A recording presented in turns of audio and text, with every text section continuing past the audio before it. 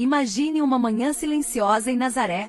O sol começa a nascer, e o vento suave toca o rosto de uma jovem mulher. Seu nome é Maria. O céu inteiro parece observar aquele momento. Um anjo aparece com uma mensagem que mudaria a história da humanidade. Salve, agraciada! O Senhor está contigo.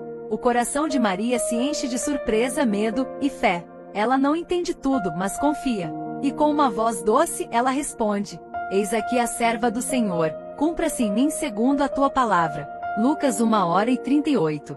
A partir daquele sim, o impossível começou a acontecer. No ventre daquela mulher simples, crescia o Salvador do mundo.